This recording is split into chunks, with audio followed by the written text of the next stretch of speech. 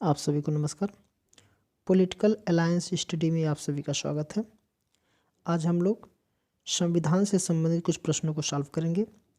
ये video TGT, PGT, net, JRF तथा अन्य किसी भी कंपटीशन एग्जाम के लिए बहुत ही महत्वपूर्ण है। तो चलिए आज का हम लोग पहला प्रश्न देखते हैं।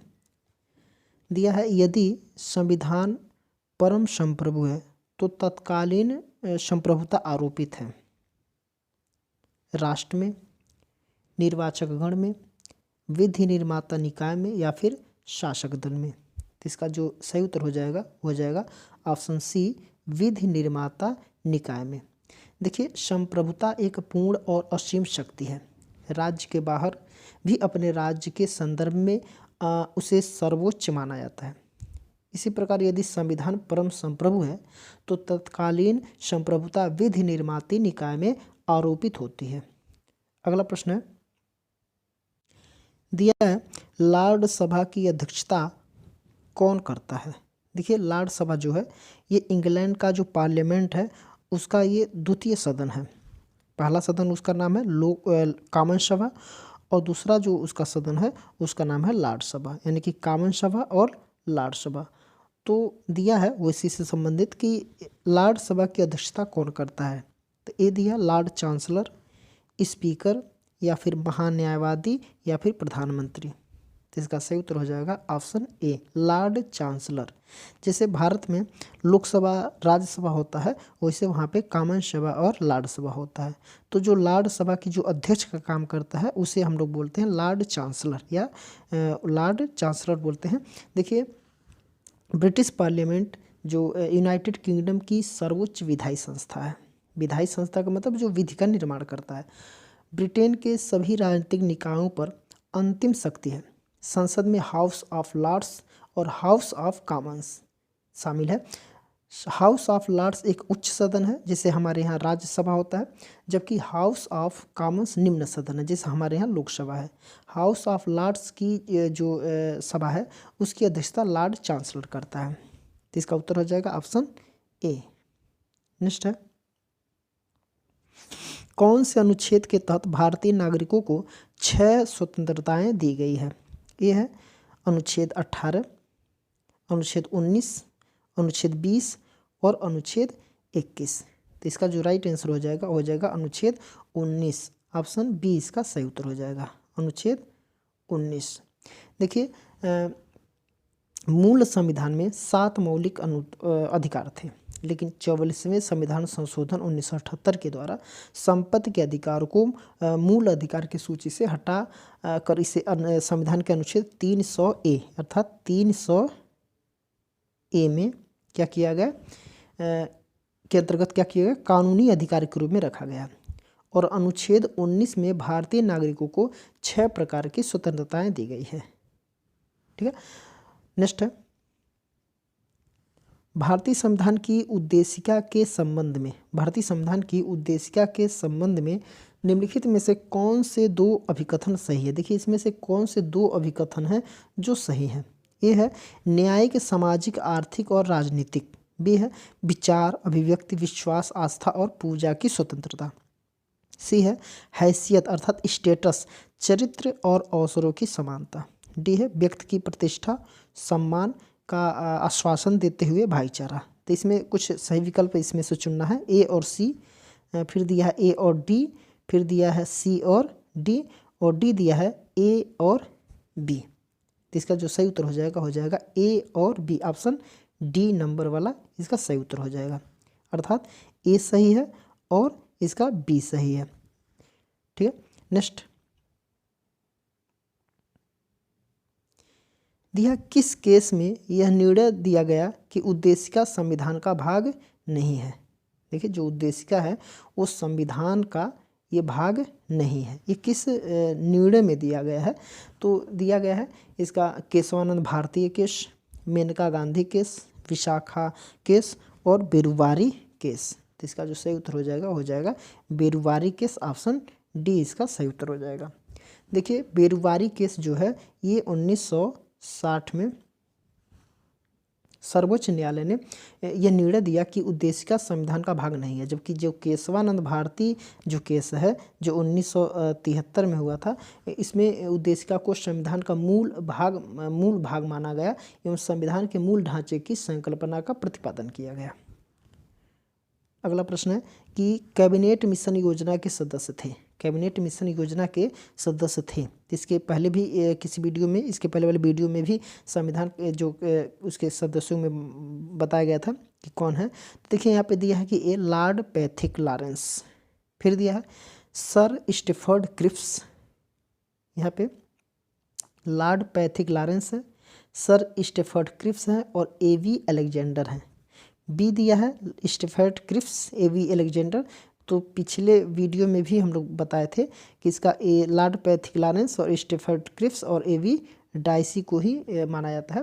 तो ये ऑप्शन ए इसका सही उत्तर हो जाएगा, बाकी सब गलत हो जाएगा। देखिए कैबिनेट मिशन योजना जो हुआ था ये 1946 में lord Pethick Lawrence, sir Stafford Cripps एवं एवी अलेक्जेंडर शामिल थे। भारतीय संविधान सभा के निर्माण सहित कई महत्वपूर्ण निर्णय इस समिति के से संबंधित हैं। नेक्स्ट है, निम्नलिखित में से कौन सा कथन संविधान सभा के विषय में सही नहीं है। देखिए जो कथन है वो संविधान सभा के विषय में क्या है, सही नहीं है। वह वयस्क मताधिकार पर आधारित नहीं थी, दिया है वह वयस्क मताधिकार पर आधारित नहीं थी। फिर दिया कि वह प्रत्यक्ष निर्वाचन का परिणाम थी, वह बहुदलीय निकाय थी। उसके बाद दिया है कि उसने अनेक समितियों के माध्यम से कार्य किया।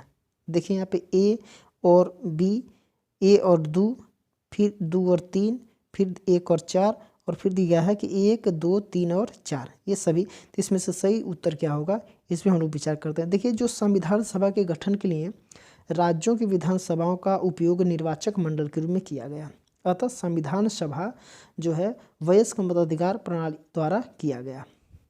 तो ये तो इससे गलत हो जाएगा।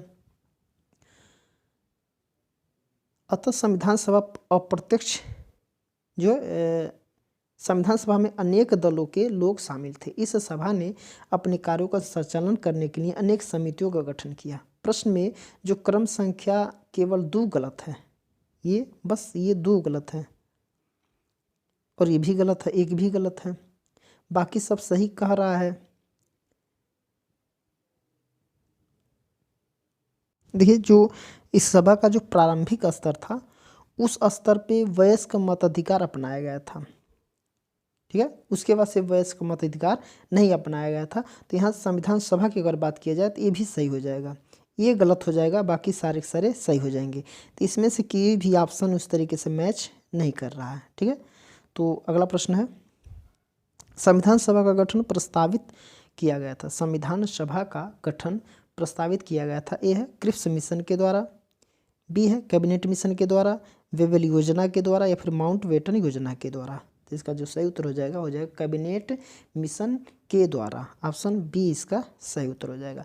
संविधान सभा के गठन का प्रस्ताव कैबिनेट मिशन योजना जो होते कब हुआ था, ये 1946 में हुआ था, इसी के द्वारा किया गया था। इसके तहत संविधान सभा की कुल संख्या कितनी निर्धारित की गई थी, 389। कितनी निर्धारित है, 389। इसमें से क्या है 296 सीटें ब्रिटिश भारत के और 93 सीटें देसी रियासत से होनी थी, किंतु पाकिस्तान के अलग हो जाने से यह संख्या परिवर्तित हो गई थी। अगला प्रश्न है कि भारत के संविधान की प्रस्तावना में समाजवादी और धर्मनिरपेक्ष शब्दों का समावेश किस वर्ष किया गया था। तो ये सबको पता होगा 1976 में, ये रिपीट प्रश्न है। नेक्स्ट है कि जब भारतीय संविधान बन करके जो भारतीय संविधान तैयार किया गया तब संविधान की प्रस्तावना में भारत को क्या कहा गया। संविधान की प्रस्तावना में भारत को क्या कहा गया है, संघीय लोकतांत्रिक गणराज्य, बी है संप्रभु लोकतांत्रिक गणराज्य, सी है संप्रभु समाजवादी धर्मनिरपेक्ष लोकतांत्रिक गणराज्य या फिर डी है समाजवादी और धर्मनिरपेक्ष। इसका जो सही उत्तर हो जाएगा ऑप्शन बी, संप्रभु लोकतांत्रिक गणराज्य ही सिर्फ कहा गया था। देखिए जब संविधान तैयार हुआ तो उसकी प्रस्तावना में भारत को संप्रभु लोकतांत्रिक गणराज्य कहा गया। बाद में जो 42वें संविधान संशोधन 1976 द्वारा उसमें पंथनिरपेक्ष एवं समाजवादी शब्द को भी जोड़ा गया। अतः वर्तमान में भारत एक संप्रभु संपन्न, समाजवादी, पंथ निरपेक्ष, लोकतांत्रिक गणराज्य है। नेक्स्ट, हमारे संविधान में प्रीवी पर्सेस और देशी राज्यों के विशेषाधिकारों का उन्मूलन फिर खाली स्थान दिया गया के द्वारा किया गया था। तो खाली स्थान पे क्या रहेगा? 26वें संशोधन, 28वें संशोधन, 30वें संशोधन या फिर 32वें संशोधन। तो इसका जो सही उत्तर हो जाएगा 26वें संशोधन। ठीक है, हमारे प्रीवी संविधान जो है, हमारे संविधान में प्रीवी पर्सेस और देशी राज्यों के शासकों के विशेषाधिकारों का उन्मूलन करने के लिए 26वां संविधान संशोधन अधिनियम कब हुआ था? 1971 में, 1971 पारित किया गया। इसके द्वारा अनुच्छेद 291 तथा 362 और 362 को समाप्त किया गया था, जबकि अनुच्छेद 363 को जोड़ा गया था, 363 को जोड़ा गया था। नेक्स्ट है कि भारत ने गोवा को पुर्तगालियों के कब्जे से कब मुक्त किया? भारत ने गोवा को पुर्तगालियों के कब्जे से कब मुक्त कराया? तो इसका जो सही उत्तर हो जाएगा 1961, 1960, 1962 या फिर 1963। तो इसका जो राइट आंसर हो जाएगा वो हो जाएगा ऑप्शन ए, 1961। भारत ने क्या किया गया? 1961 में गोवा को पुर्तगालियों के कब्जे से मुक्त कराया। इसके साथ भारत पूर्ण रूप से विदेशी शासन से मुक्त हो गया। नेक्स्ट देखिए, यहाँ पे सूची 1 को सूची 2 से सुमेलित करना है, करते हुए कूट के सही उत्तर का चयन भी करना है। देखिए, सूची 1 भी दिया, सूची 2 भी दिया। देखिए, सूची 1 में अनुसूची दी गई है और सूची 2 में जो संशोधन हुआ है वो दिया गया है, इसी को मिलान करना है। देखिए, जो 9वीं अनुसूची है, 9वीं अनुसूची में पहला संवैधानिक संशोधन हुआ था। 9वीं अनुसूची में पहला संवैधानिक संशोधन अर्थात इसका 2 हो जाएगा। फिर है 10वीं अनुसूची में क्या हुआ था? तो 10वीं अनुसूची में 10वां संवैधानिक संशोधन हुआ था। 10वीं अनुसूची में 10वां संवैधानिक संशोधन। फिर है कि 11वीं अनुसूची में 73वां संवैधानिक संशोधन हुआ था। 11वीं में क्या हुआ? 73वां। और 12वीं अनुसूची में क्या हुआ था? 74वां संवैधानिक संशोधन हुआ था। तो इसके हिसाब से इसका जो राइट आंसर हो जाएगा वो हो जाएगा ऑप्शन ए, 1 का 3, बी का 4 और सी का 1 और डी का 2। अगला है, सर्वोच्च न्यायालय ने किस वाद में यह निर्णय किया कि संसद भारतीय संविधान के मौलिक स्वरूप को संशोधित नहीं कर सकती है? देखिए, सर्वोच्च न्यायालय ने किस वाद में, देखिए एक वाद होता है केस, इसमें निर्णय किया गया कि संसद जो है ये संविधान के जो मौलिक स्वरूप को संशोधित नहीं कर सकती है। ये है गोलकनाथ बनाम पंजाब राज्य 1967, केशवानंद बनाम केरल राज्य 1973, मिनर्वा मिल्स बनाम भारतीय संघ 1980 और शंकरी प्रसाद बनाम भारतीय गणराज्य 1962। तो इसका जो सही उत्तर हो जाएगा वो हो जाएगा ऑप्शन बी, केशवानंद बनाम केरल राज्य 1973। ये इसका राइट आंसर हो जाएगा। देखिए, सर्वोच्च न्यायालय ने केशवानंद भारतीय बनाम केरल राज्य 1973 वाद में यह निर्णय किया कि संसद जो है भारतीय संविधान के मौलिक स्वरूप यानी कि मूल स्वरूप को संशोधित नहीं कर सकती है।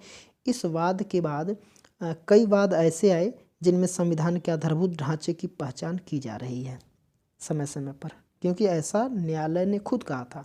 क्योंकि उस टाइम न्यायालय ने ये नहीं बताया था कि मूल स्वरूप क्या है, उन्होंने बताया था कि समय समय पर हम बताते रहेंगे कि भारतीय संविधान का मूल संरचना है क्या। नेक्स्ट है कि संघ लोक सेवा आयोग की उत्पत्ति संबंधित है। संघ लोक सेवा आयोग की उत्पत्ति जो है संबंधित है 1947 अधिनियम, 1930 अधिनियम, 1919 अधिनियम, 1909 अधिनियम। तो इसका जो सही उत्तर हो जाएगा 1919 अधिनियम से संबंधित है। देखिए, संघ लोक सेवा आयोग की उत्पत्ति भारत शासन अधिनियम 1919 से मानी जाती है। प्रांतों में द्वैध शासन का आविर्भाव भी भारत शासन अधिनियम 1919 से ही माना जाता है। अगला प्रश्न है कि भारत के संविधान में प्रथम संशोधन कब किया गया? भारत के संविधान में प्रथम संशोधन जो हुआ था वो हुआ था 1951 में ही, पहली बार ही हो चुका था। 1950 में लागू हुआ, 1951 में प्रथम संशोधन हुआ। भारतीय संविधान में जो प्रथम संशोधन 1951 में किया गया, इसमें कुछ प्रावधान निम्न है, जैसे कि संविधान में नवीन सूची विधियों के संरक्षण के लिए जोड़ी गई, इसे न्यायिक पुनर्विलोकन से बाहर रखा गया। अनुच्छेद 31A और 31B जोड़ा गया। वाक व स्वतंत्रता पर 3 नए प्रतिबंध, लोक आदेश, विदेशी राज्य से मैत्री संबंध, अपराध के लिए भड़काना जोड़े गए। सामाजिक व आर्थिक रूप से पिछड़े वर्गों के कल्याण हेतु उपबंध बनाने की शक्ति राज्यों को दी गई। कानून की रक्षा के लिए संपत्ति अधिग्रहण की व्यवस्था आदि। इस तरीके से प्रथम संशोधन में ही ये सब चीज़ें जोड़ी गई, कुछ हटाई गई। नेक्स्ट है कि 1976 में आपातकाल के दौरान संविधान की प्रस्तावना में संविधान संशोधन के दौरान निम्न में से कौन सा शब्द जोड़ा गया? तो सबको पता है, ये हो जाएगा ऑप्शन ए, समाजवाद और पंथ निरपेक्षता। देखिए 42वें संविधान संशोधन 1976 द्वारा भारतीय संविधान की प्रस्तावना में समाजवादी, पंथ निरपेक्ष और अखंडता शब्द जोड़ा गया। समाजवाद से आशा क्या है कि उत्पादन और वितरण के साधनों पर राज्य का नियंत्रण होना चाहिए। यद्यपि भारत में लोकतांत्रिक समाजवाद पाया जाता है। पंथ निरपेक्ष से आशा भारत का अपना कोई धर्म नहीं है, राज्य की दृष्टि में सभी धर्म समान हैं। अखंडता से आशा भारत राज्य की भौगोलिक एकता से संबंधित माना जाता है। अगला प्रश्न है कि भारत में सांप्रदायिक निर्वाचन पद्धति का प्रारंभ हुआ था। भारत में सांप्रदायिक निर्वाचन पद्धति का प्रारंभ हुआ था, कब हुआ था? भारतीय परिषद अधिनियम 1892 द्वारा, मार्ले मिंटो सुधार 1909 द्वारा, मांटफोर्ड सुधार 1919 द्वारा, या फिर भारत शासन अधिनियम 1935 द्वारा। इसका जो सही उत्तर हो जाएगा ऑप्शन बी, इसका राइट आंसर हो जाएगा। भारत शासन में देखिए, भारत में सांप्रदायिक निर्वाचन पद्धति का आरंभ कब हुआ था? मार्ले मिंटो सुधार 1909, जिसे भारत परिषद अधिनियम 1909 कहा जाता है, इसके द्वारा किया गया था। इसमें अल्पसंख्यकों के लिए पृथक निर्वाचन मंडल का प्रावधान किया गया। मुस्लिमों का निर्वाचन मुस्लिम मतदाताओं द्वारा ही किया जाए। इस प्रकार यह सुधार सांप्रदायिक प्रतिनिधित्व का जन्मदाता माना जाता है। जो 1909 का जो सुधार है, ये माना जाता है सांप्रदायिक प्रतिनिधित्व का जन्मदाता माना जाता है। नेक्स्ट, कोहिलो केस दिया है। कोहिलो केस भारतीय संविधान की किस अनुसूची से संबंधित है? 7वीं अनुसूची, 8वीं अनुसूची, 9वीं अनुसूची या फिर 10वीं अनुसूची? तो इसका सही उत्तर हो जाएगा ऑप्शन सी, 9वीं अनुसूची से संबंधित है। देखिए, कोहिलो केस भारतीय संविधान की 9वीं अनुसूची से संबंधित है। IR कोहिलो बनाम तमिलनाडु राज्य में संविधान की बुनियादी ढांचा को सही ठहराया गया था इसमें। नेक्स्ट, भारतीय संविधान की दार्शनिक आधारभूमि है। भारतीय संविधान की दार्शनिक आधारभूमि है राजनीति के निर्देशक तत्व। राज्य की नीति के निर्देशक तत्व, यहाँ पे राज्य नीति दिया है, इसको बोलते हैं राज्य के नीति के निर्देशक तत्व। फिर दिया कि मौलिक अधिकार, संघीय संरचना या फिर प्रस्तावना। तो इसका उत्तर हो जाएगा प्रस्तावना, ऑप्शन डी। देखिए, संविधान और राजनीतिक व्यवस्था के दार्शनिक आधार तत्वों में से जो है अभिप्राय उन आशयों से है या आदर्शों से है जिसमें भारतीय संविधान अभिप्रेरित हुआ, तथा उन नीतियों से है जिन पर यह संविधान और शासन प्रणाली आधारित है। भारतीय शासन व्यवस्था में उन आधार तत्वों का वर्णन संविधान की प्रस्तावना में किया गया, जो अंतिम रूप से संविधान सभा द्वारा 26 नवंबर 1949 को क्या किया गया? पारित हुई थी। नेक्स्ट, वोट देने का अधिकार एक है, क्या है? सामाजिक अधिकार, व्यक्तिगत अधिकार या फिर संवैधानिक अधिकार या विधिक अधिकार? इसमें से क्या हो सकता है? क्या वोट देने का अधिकार? तो इसका जो हो जाएगा ये संवैधानिक अधिकार माना जाता है। ऑप्शन सी इसका सही उत्तर हो जाएगा। भारतीय संविधान के अनुच्छेद जो 326 के में जो है वयस्क मताधिकार का उल्लेख है। 1989 में तारकुंडे समिति की रिपोर्ट पर 61वां संविधान संशोधन संसद द्वारा किया गया, जिसके तहत मतदाता की आयु 21 से घटा करके कब की गई? 18 वर्ष कर दिया गया।